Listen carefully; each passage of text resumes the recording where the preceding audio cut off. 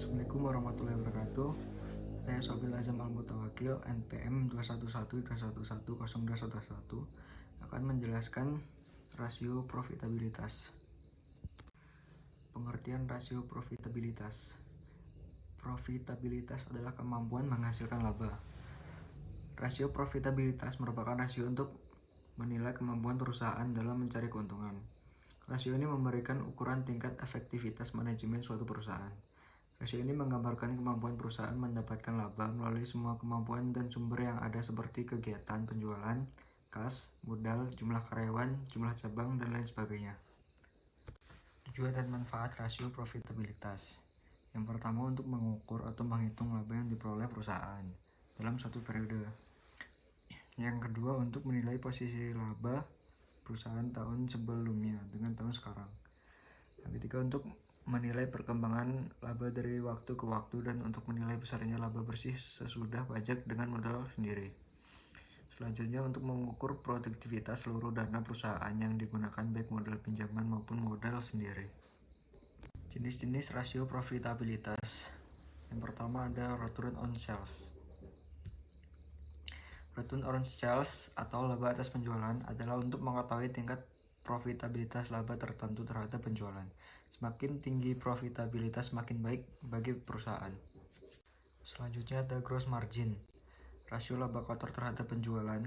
Gross margin atau gross profit margin merupakan perbandingan antara laba kotor dengan penjualan laba kotor. Merupakan selisih antara penjualan dengan beban pokok penjualan. Oleh karena kebanyakan perusahaan jasa tidak mempunyai laba kotor, maka perusahaan yang tidak menghitung beban pokok penjualan tidak perlu dipaksa dihitung gross marginnya. Rumus gross margin adalah gross profit atau pendapatan bersih dibagi sales atau penjualan. Rasio ini menunjukkan berapa besar persentase pendapatan bersih yang diperoleh dari setiap penjualan. Semakin besar rasio, maka semakin baik karena dianggap kemampuan perusahaan dalam mendapatkan laba cukup tinggi. Selanjutnya ada operating margin. Laba operasi atau laba usaha atau disebut operating profit atau operating income merupakan indikator perusahaan dalam mencapai laba dari bisnis utama.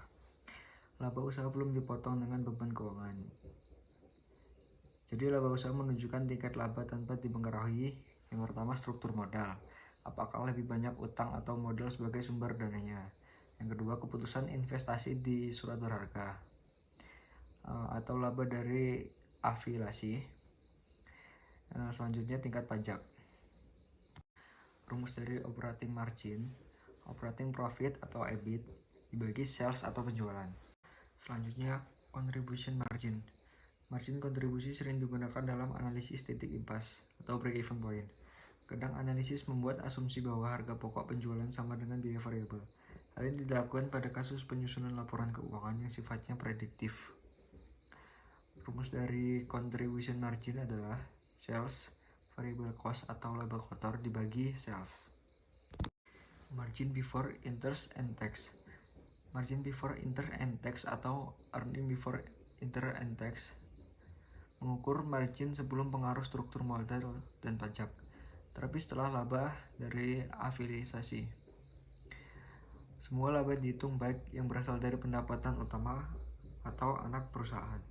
Pengertian labanya lebih luar dibanding dengan laba usaha. Laba usaha akan sama dengan EBIT ketika ditemui hal-hal sebagai berikut. Tidak terdapat pendapat lain-lain, tidak terdapat beban lain-lain, tidak terdapat beban bunga. Rumus dari margin before interest and tax adalah EBIT dibagi sales. EBITDA margin. EBITDA margin adalah memperoleh perhitungan arus kas yang mengabaikan unsur penyusutan. Beberapa umur aset tidak akan mempengaruhi EBITDA. EBITDA biasanya dikaitkan dengan urusan utang baik bunga saja maupun bunga dengan pokoknya. Rumusnya adalah EBITDA dibagi sales.